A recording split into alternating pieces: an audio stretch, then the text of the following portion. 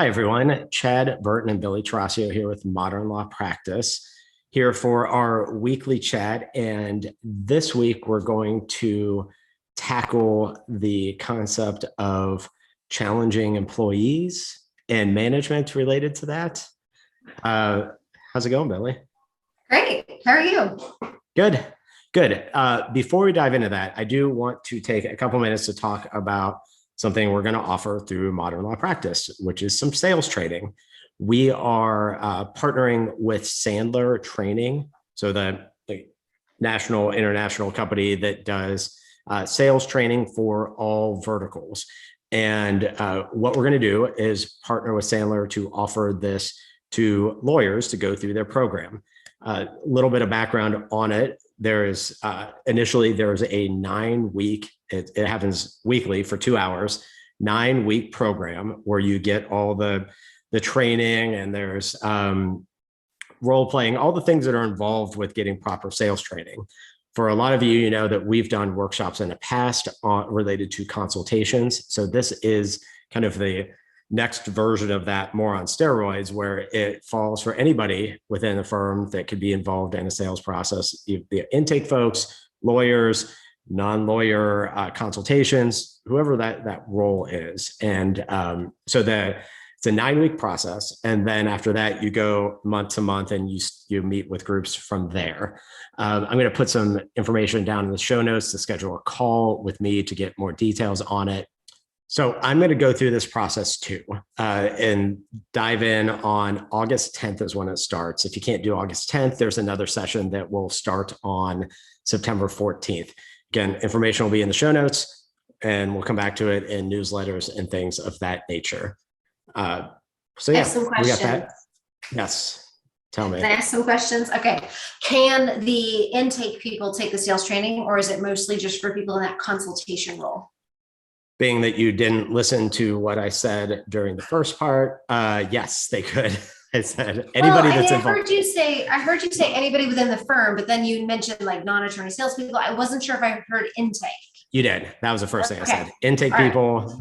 Okay. All right. I have more questions or comments. Cool. Do we know how much it's going to cost, or are we still figuring that out? No, it is the initial session is $4,500 for 9 weeks. And then the monthly charge after that is $650. And that's on a month-to-month basis. And so Sandler is for just general training. And then how is the MLP attorney specific training being added on? Great question. So anybody who participates in this program, we're going to give our intake and consultation course for free. So that will be provided as part of it. Okay. Any individual coaching or consulting by MLP or no? We could. It's not considered as part of it. We're going to see there's 10 spots available for this first session.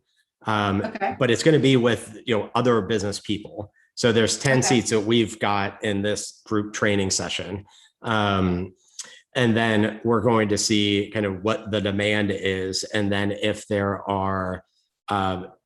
there's an interest in it after the 9 weeks on the month-to-month basis, we'll do, attorney specific sessions if it's there. If people don't, I think what people will find in the point of doing this, including with like a partner like Sandler, in the sense that a lot of what we've done, you and I, in our workshops, it's the same methodologies and the same concepts underlying it. It's just we've done it with our flavor of it. And so I went through this first 2-hour session. I went through that a couple of months ago, and I thought it was super helpful, obviously, because why would we be doing this if not? That'd be a poor decision making. But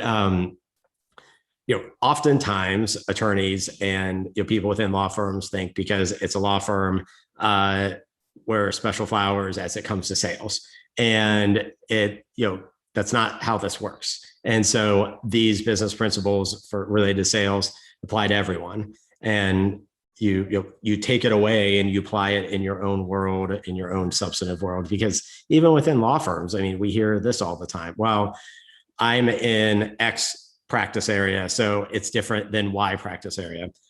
It's really not. Maybe there's some nuances to it and some different, again, different flavors, but it's the same underlying concepts. I have another comment. Great. I recently read an article about we've all been reading articles about the mismatch between the people who are looking for jobs and the jobs that people can't fill. Yep. Sales is one of the most difficult positions to fill right now. And this article was super interesting, and it talked about why. And there's a couple reasons that it talked about. Number one, there is no degree for sales. So nobody goes to college thinking they want to do sales. And then you've got culturally, the people who are looking for jobs right now they don't like the idea of sales. They don't like the idea of selling something. And I know this with my two really good intake people who are, millennials, and one's an environmentalist and the other one wants to provide only low-cost services to people. And so they embody what we are looking for in what we're looking to hire. They're both very, very good at their job, but they're opposed to the idea of calling it sales. Now, sales as a process has become much more, yes. So sales as a process has become much more consultative, much more about like matching the needs of the consumer with the products of the business, and not pushy. But the word sales is driving these people away. So that's one of the reasons that I think our switch to calling our intake people client advocates really works for everybody. And that's a random comment, but I feel like it's on point, and I feel like we should talk about it. Well, absolutely. And lots of interesting things there. But the comment that you said that in other industries where people are trying to get away from calling it sales is fascinating because a couple of things. One, I was not a business major, but they had a sales and marketing degree. So maybe my school is just special. I mean, it is a good school, Miami University, go Red Hawks. But then I remember it could also be that you're just old and they no longer offer that. Right. That could be the case. Good point. Maybe that time has passed. Are we at that point now? It's possible. It is. Crap. I mean, the article is more recent than your particular experience. I don't know how many years ago. No, I think right. However many years ago. That's a different issue. So many things this is coming from the latest sensation on TikTok. So that's kind of fascinating too. No, this was a Wall Street Journal article. No, I know you. I'm talking about you, talking about us being old, you and your TikTok fame going on. That's what I'm saying. If you're on TikTok, modern lazy. Right. And me later on it, good or bad. But that has always been a thing within the legal industry of being afraid of calling it sales. So it's permeating everywhere. But we can call it what you want. Let's call it like chicken pot pie. It's still the same stuff, whatever the label is. Chicken pot pie. That was an elderly comment. Oh yeah, it must be this age. But yeah, there's still skills that need to be honed and trained on, and perhaps more important than ever, especially when we, as we kind of bounce in and out of our discussion on productizing legal services. And we're going to have a chat with our friend Erin Levine from Hello Divorce probably later this week in this format. She's gone from selling legal services through a traditional law firm to a productized model. And the sales concept, it's the same underlying stuff. It's just massively more important and more streamlined and a whole different ballgame. And so when we talk about productizing services, the sales piece is just as important, if not more, than for legal services. So fascinating. That was one of the points of this article is every single business needs sales in order to thrive. It is not optional. You have to have somebody that knows what they're doing. But how do we get in front of this cultural shift? And I think it's by, I think if you name your people a client advocate or a client service coordinator or something that is substantively important to them, both the employee and the person they will be selling to, I think that we might be able to get out ahead of this. Right. And then you can optimize your chicken pot pie team or sales team, and it'll be great. It's really weird. It's really, we could brainstorm some other ideas though. Right. We could do better. Yeah, it's so interesting that's a problem. Well, and it just matters. And it's not, and so then the different issue or related issue is businesses have two demographics that they're selling to. If people don't want to work, and now they're selling their employment opportunity to people, since we are seeing all these articles about people not wanting to go back to work, or like you said, the mismatch on what's being offered and what the skills are. So interesting stuff. So two different sales dynamics that are going on there. Speaking of challenging folks, you want to talk about problematic employees or managing expectations within team members today? Yeah, we were going to talk about employee drama. Or employee drama. I was trying to put it more constructive, but we can go with employee drama. Employee drama.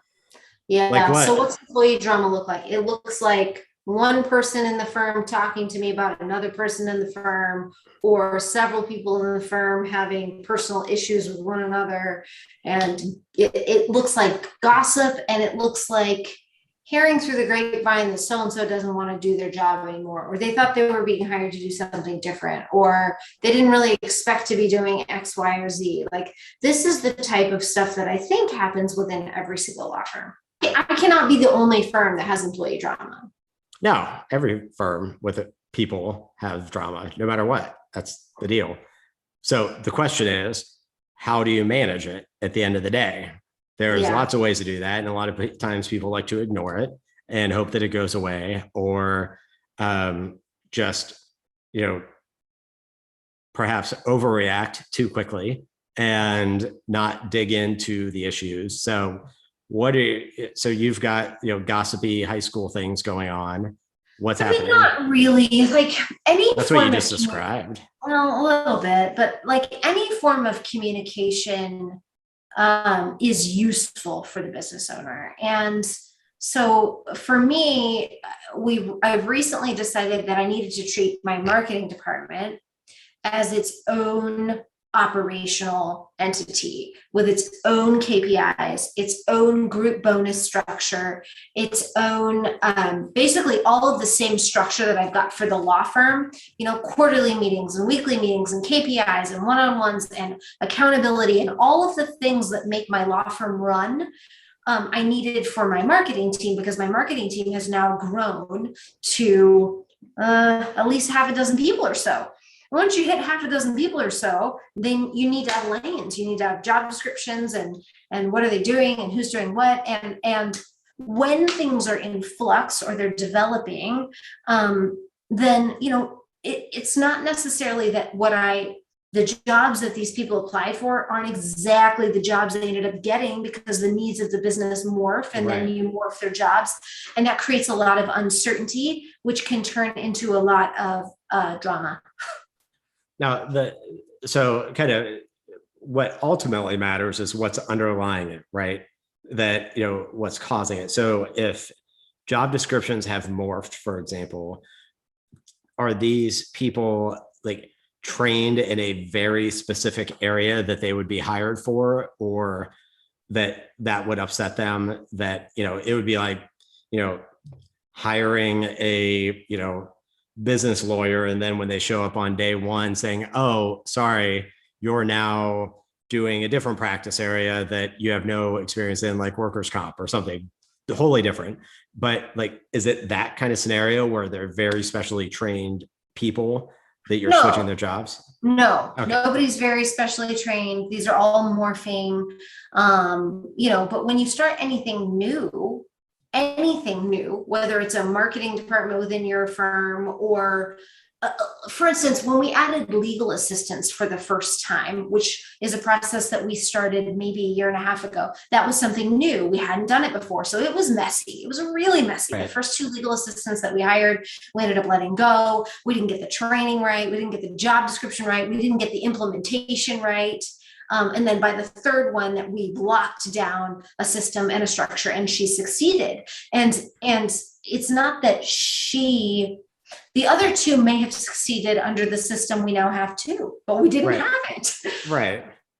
And like the idea of hiring or having, 6-ish people for a marketing team is different than you've had before, because we've also recorded, in the past how you bounce from marketing when you've done the outsourcer. This is what led you here, is when you've done the outsource services, you'll cut them if they don't perform right away.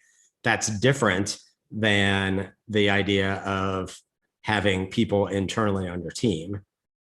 It is. For me, I want to be able to control my experiment. I want to be able to have a theory and test it and make changes based on that theory. And when you're outsourcing to an SEO company or a digital marketing company, I just didn't have that ability. So it just never really worked. It just never worked as well as I needed it to. And you got to do a marketing initiative that you believe in.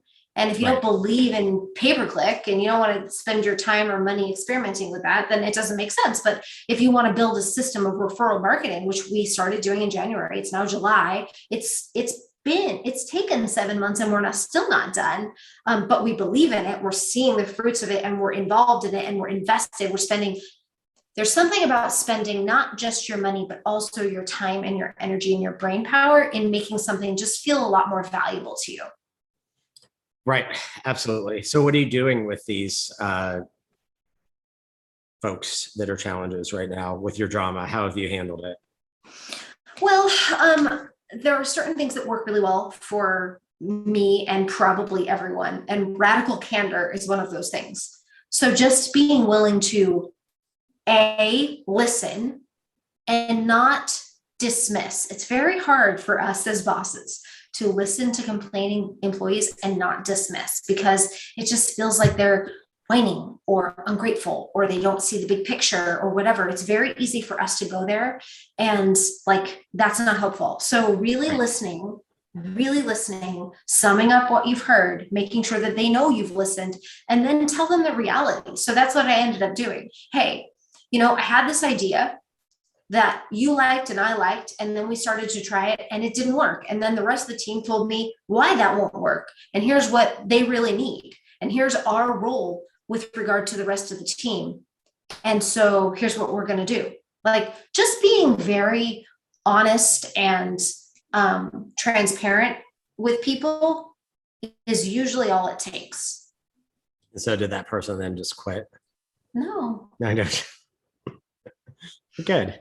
How did they then my receive radical it? candor wouldn't have worked, although it would. Let's say they had quit. Let's say they had said, Billie, I can appreciate everything you're saying and I love the way you listen to me, but this is not what I want to do. I'm sure that's what the response would have been. I mean, fine, right? You need to know that. And even though we're having a hard time getting salespeople, we know that if we call them client advocates, we're going to have a much better way of attracting this talent. And we also know, you need to pay attention to these types of articles that I just talked about, because when you're writing your job descriptions, you want to write it in a way that will attract top talent and match that to the needs of your business. I think that when you are looking at your employee drama, it really makes sense to take a step back and talk to a peer, talk to somebody like me, talk to another peer, talk to a business owner who's been managing employees for a while, because it's kind of like parenting. You get better at it over time and you start to see themes and it just gets easier. And I find that now that I have a 16-year-old, and lots of other children under him, it's easier to spot what's been going on with my children and make the corrections that I know will work. And the same thing is sort of true for employees. And so I think, if this is your first time or you're growing and you're newish, you're a couple years into managing employees, or you haven't quite figured out the wins, talk to somebody who's figured out the wins, because there probably is a formula that will work for you. Right. I mean, it's a conversation that I have several times a week with our consulting clients, and because it going up front, your comment up front, like this can't just be you. No, you're not special on this front. Everybody has this. Whenever you have people, this is an issue, and so yeah, it's something we talk about all the time because they they're different challenges. Maybe they don't have the same, they come in different flavors, and that, yours was more high schooly kind of feel with chatter and, gossip kind of things. But then it also comes in the form of people that you expect, that have the experience, that have like the background, and you expect them to perform differently, and they cause drama in different ways too. So it's all over the board. And oftentimes it comes back, it is a joint effort to solve it because it's about clarity. And, you framed it in, the radical candor aspect to say, here's what's been going on. But it's really easy as relationships evolve to allow there to be gray areas as to what's happening. And so just being able to step back and clearly articulate expectations, how you're going to try to resolve this with one another, then you'll figure out if it's resolvable or not. Oftentimes it is. And, but you want to give people that chance to resolve the issue. We keep talking vague because there's so many different possibilities, but it's also very real that it's not going to fix itself. But the way you will know is, based on, being clear, having those metrics in place. Here's your goal. Are you hitting this? Are you doing the things you're supposed to? I remember, I don't know if we ever did a video on this because it may have been before we started this, but I remember there was like a Friday or something, you and I were on the phone and you were just really upset about an attorney. And this is several years ago, I think, a couple of years ago. And you were just ready to can them on, like, it was like lunchtime. You're like, I'm doing it before the end of the day. And you're just, I don't even remember what the issue was as to why you're upset, but instead of, doing that, you step back after our conversation, joint effort here and going through it. And you went back to their numbers because you were feeling like they just weren't pulling their weight. And it turns out they were on the books, on the numbers, and their billable time and was being collected. So they're a really good teammate on that front. It was just other issues that had to be worked through to figure out what do you do next in the relationship. I don't know if you remember that at all. I do remember that. I remember who you're talking about. And and he ultimately left the firm, and he ultimately wasn't a great fit, but not for any reasons that had to do with, with those numbers. And it wasn't the time. So right. The way that relationship resolved, with him leaving when it was the right time for him, was actually much, much better than right. Had I, fired him. But it's so hard. It's really hard to make the decision sometimes. And usually if you have somebody within your firm who you've thought about whether or not they're a good fit multiple times, it usually means they're not.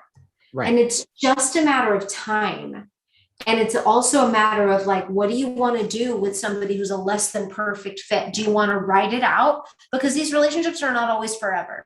Do you want to ride it out and make the best of it and get what you can from it and, make that a functioning relationship until it ends because it ends? Or do you want to kill it? And that is not an easy question to answer. There's the old mantra of, hire slow and fire fast. And that certainly applies, especially in that first 90 days, that first 6 months. Once you get beyond 6 months, you two are invested in each other. And I don't think you should be firing fast after 6 months. The other angle on it is where people talk about like, oh, our firm is like a family, no, it's not, while you may be cordial and like, can you like not speak to a family member? Yeah, but you don't fire them. They don't go away necessarily. I guess divorce is different, but that's a different topic. But like when you're thinking about like siblings and parents and all that, like you're not a family. It's, there's It's more likely like a marriage. Right. There's It's likely a partnership. It's do we have aligned goals and aligned values, and are we receiving reciprocal benefit? And sometimes marriages work out forever and sometimes they don't. Right. Statistically, there might be an expiration date. So, and with employees, it's it's not a marriage. It's not supposed to be forever. There's no vows. There's no vows when somebody comes to work for you. Right. And if we put it in the context of right now, that is something that employers would like to say as a way to kind of attract people. But now you've got, like, we look at examples like Apple employees and Google employees have been told to come back to the office, and people are just so upset about that concept. They're like, no, we don't want to do it that way. And they're writing letters and all this kind of stuff going on. And law firms are, making these decisions about, coming back to work, and not like, it's bigger firms are having similar issues to bigger companies. You and I had a conversation with a lawyer, one day where, he was of the mindset of all staff need to go back, but he doesn't want to, kind of thing. He's fine, but let's send the staff. It's the same thing tech companies are going through. Real fascinating. So the alignment thing is a big issue right now. Fascinating stuff. I think a better analogy is that you are a team and you are the coach, and your job is to bring out the very best in your team members and to figure out how to facilitate cohesive growth for a common goal. So that's personally the analogy that I use. Got it. That works. Thanks. Yeah. Does your team buy into that idea? Yeah, I think they're cool with it. I think they're down with it. They don't want you to be mom? No. I mean, some of them would like me to be mom, and some of them do treat me like mom, but I really try to stay in coach mode because it's easy to slip into mom mode. Right. Especially for you. I don't know what that's supposed to mean. You have children. Lots of them. Yeah. So cool. Anything else before we go? Nope. All right. Long and winding episode. We got it. We covered lots of ground. It's good stuff. All right. Bye. Bye.